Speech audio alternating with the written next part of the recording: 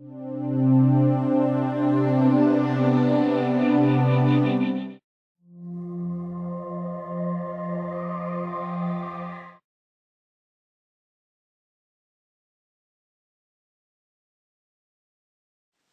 everyone, welcome to our electronic class today. This is our first class, Introduction to Electronic Commerce. My name is Angeline Wang. When we say e-commerce, what is that? What is e-commerce? E stands for electronic. Commerce means doing business. Therefore, e-commerce represents the process of buying, selling, or exchanging products, services, or information via computer networks, which is Internet. Now, we talk about some basic terminology of e-commerce. Pure versus partial EC. EC can take several forms depending on the degree of digitalization. The transformation from physical to digital here. There are three forms when we discuss the degree of e-commerce. The first one is the product or services sold. In product, we have digital product and the physical product. If you go to Amazon and download an ebook, we will call it digital product. If you go to Amazon and order a physical book and then require FedEx to ship it to your home, we call it physical product. The second is the process. For example, how you order the products and how you pay for the products. These are process. And here we see digital process or physical process. If you pay your money to the FedEx, use your cash. That's physical process. But sometimes you just use your credit card. You just enter your number and you finish the payment. This is digital process. The last form is the delivery method. It means how you get your ordered products. You download it from a website or ask FedEx to ship it to your home. If you download an ebook from website, it is digital delivery method. If you ask someone to ship to your home, that's physical delivery method. These alternatives create 8 cubes. We can see here 8 cubes 1, 2, 3, 4, 5, 6, 7, 8. The first one, in traditional commerce, we can see all 3 dimensions are physical. In pure PC, all dimensions are digital. And all other cubes include a mix of digital and physical dimensions. And let's rephrase it again. Traditional.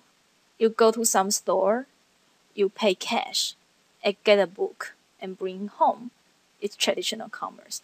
And the pure EC means that you go to Amazon.com and you use your credit card to buy an ebook and then download it to your computer. This is pure EC.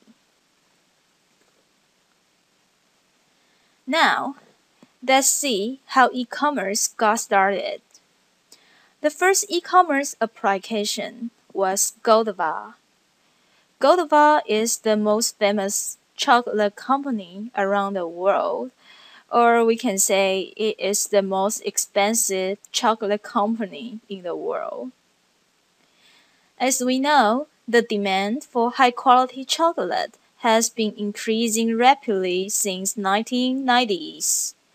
Therefore, there are many competitors Godiva was facing. And Godiva tried to look for ways to increase its sales. Then it tried online sales in 1994. The online sale trial was so successful that you can see Godiva is the most leading chocolate company in the world now. Therefore, probably we can give this credit to e-commerce. Then I will bring everyone to take a look at Godiva.com buy chocolate online. We can see what's the main factors of an e-commerce site.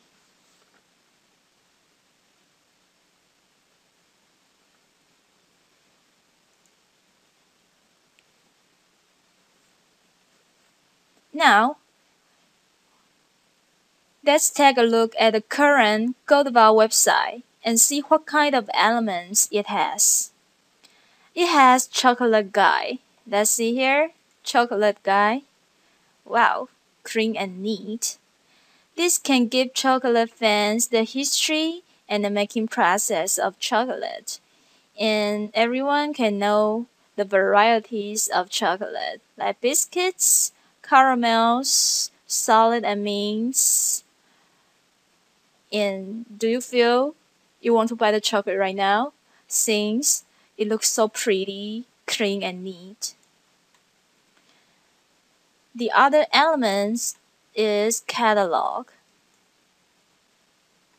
Wow, the catalog is also very beautiful, especially the most people who like chocolate are women, and women like pretty things. So the catalog looks so good. It just like impress women. Oh, buy me right now. And the other way of looking at the digital catalog is that the company can save a lot of money on printings. The third one is search engine. Search engine help consumers to find information more easily in a large set of products. And that's why Google is so important right now. Everyone need a search engine to find the right information they want. Here we see chocolate gift baskets, seasonal gifts, gifts by occasions, business gifts. We call it gifts recommendations. If you provide the recommendations for your consumers, that means that you are promoting your products and creates consumers' demand for buying more from you. That makes money. The more your consumer bought, the more money you earned. The last one is my account. Usually every website, they hope you sign up as a membership, because once a person sign up as a member, the membership can increase loyalty, and being a member makes everyone stick to that site more. So, from Godiva.com, we can see the main factors of a basic online store site. You need the following elements. The first one is introduction to products. The second one is e-catalog. The next one is search engine. And probably you want some gift recommendations for your consumers. And the last one, and I think this one is very important, it's my account. This can increase the loyalty of your consumers. Okay, After talking about Goldova.com example, the first e-commerce example in the world, you might want to ask, oh, is that all? So, are we finishing our e-commerce class? Of course not. There are even more stuff in e-commerce. Therefore, I'll bring you guys to another application of e-commerce. Let's go to the next page. Boeing collaboration example. As we know, Boeing is the largest airplane company in the world. The Dreamliner is the first Boeing plane that relies on global partners to build most of the major airframe structures. Partners at 4 intermediate locations in Asia, Europe, USA complete the major sections first, and then those sections are flown to Everett in USA for snap together final assembly. So I will let you guys see the example, the pictures to illustrate the process of this collaboration. Let's go to their website here. Yeah, first, let's see the idea. As we know, Boeing airplane is so large, they have many parts, and different parts are completed in different locations in the world first, and then everything will send to USA, Everett, so for final assembly.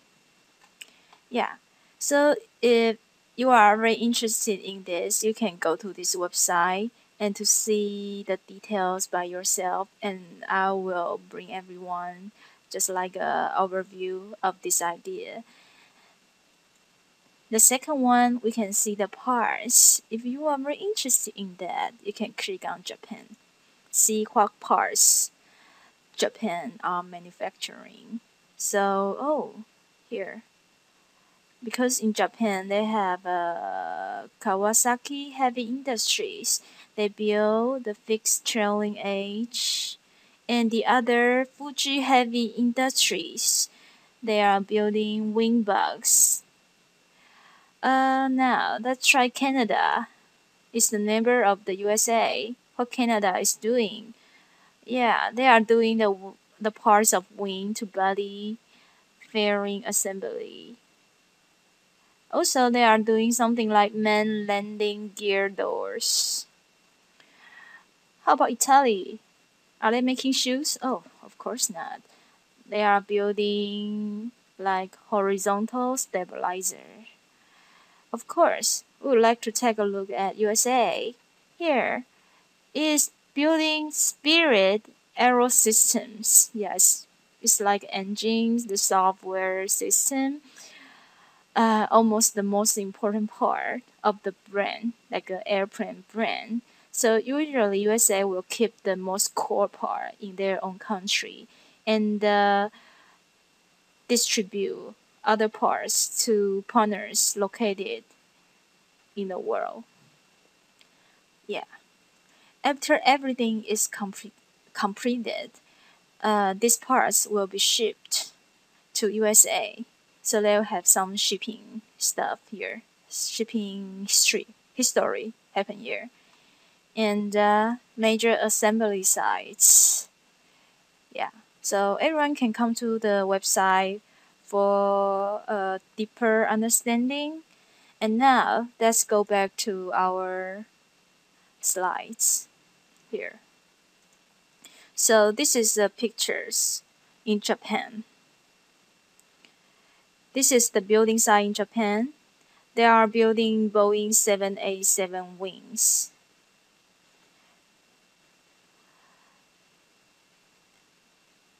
After completing the wings, they will deliver the wings to Everett, USA for final assembly. You can see the delivery carrier. It's also an airplane. Quite interesting, huh? Isn't it? Yeah, from another angle of Dream Lifter.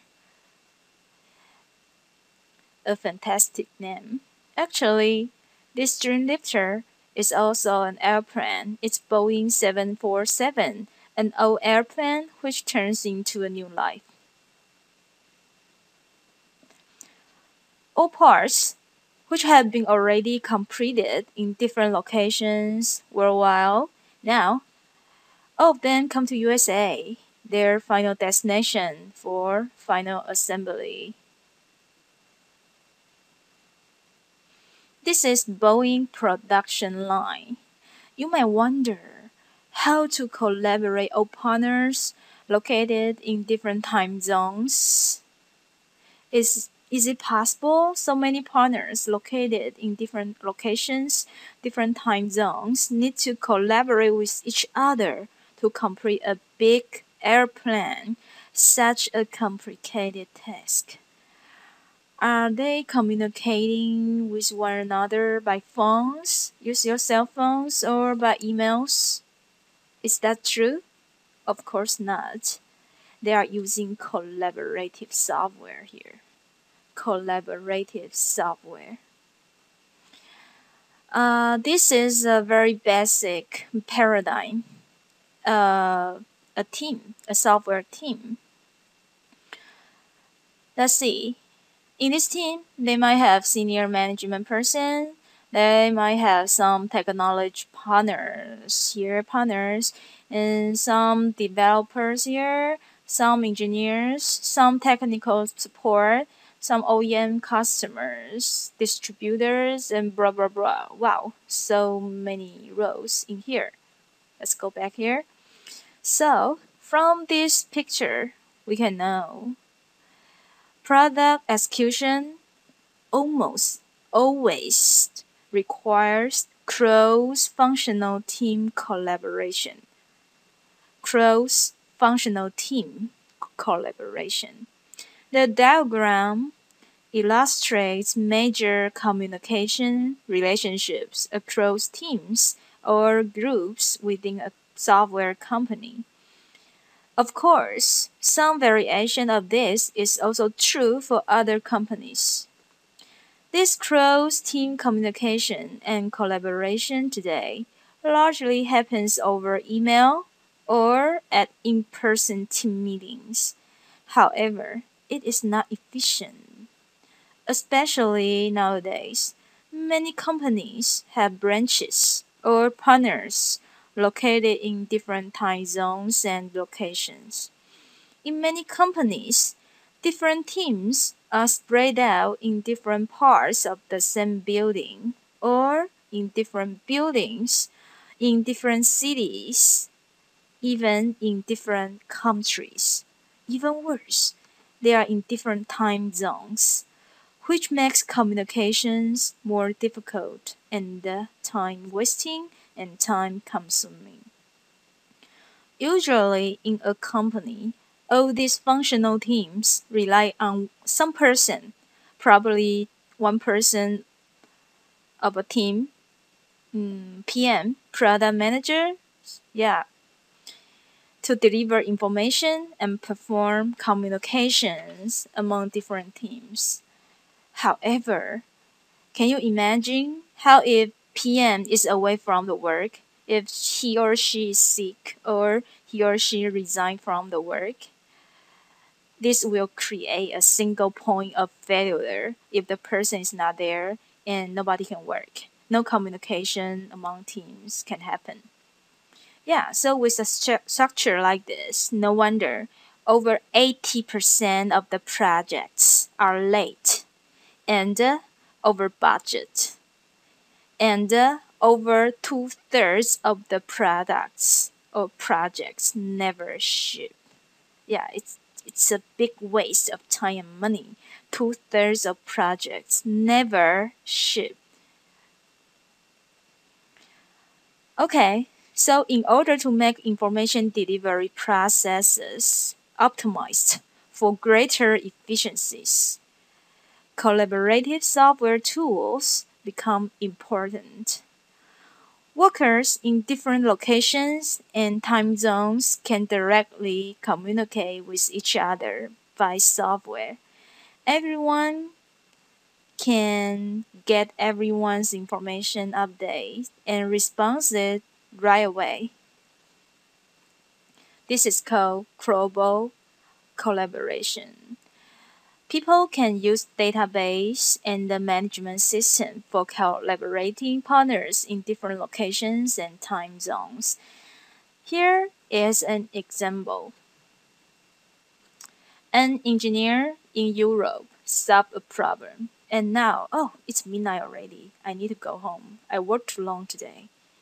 So, this engineer in Europe, when sleeping, at this time, another engineer in USA wake up in the morning and go to the office at 9 o'clock. And when he log into the collaboration software, he see the update that the engineer in Europe made. Therefore, it can feedback to the update right away. And another engineers in Asia or Australia can continue the work. So by using this kind of collaboration software, what's the benefit? Here, collaborative software can bring us seamless work process. Yeah. Now, are you guys feel, oh, it's kind of ambiguous. I cannot imagine what kind of collaboration software is the gift from God. It sounds fantastic. It can let people in different time zones and location to work together like seamless. They are together. So I will give you a very simple video demo. It's from a company called Box.net. So after looking at the video, you might get a feel of how collaborative software help people in different locations and time zones to work together more efficiently. Now, let's take a look at this video here. Business today is different. More than ever before, we work in teams that are spread out across the globe. Unfortunately, our current means of sharing information are inadequate or overly complex. Email? Hard to keep track of all those versions and file sizes. SharePoint? Too complicated for even the simplest tasks. FTP? Too limited for any meaningful collaboration. Wouldn't it be great if there was a simpler way to collaborate that grows with your business? Introducing Box. With Box, collaboration is simple. Box consolidates your content online in a single, easy-to-organize location. You can securely create and share files and folders and continue to build upon them as a team. You can put your whole file system on Box and access everything securely from anywhere, on any device. Share a file with a simple link, or invite people to share a whole folder of files. You can add comments, share bookmarks, create simple documents, and easily manage document workflow with tasks. Upgrade to Box Business and you can view previous versions of a document, customize the Box interface, search the content of your documents, and get activity reports and manage users through an admin console. Box. Sharing should be simple. Sign up for a free trial and see for yourself at www.box.com.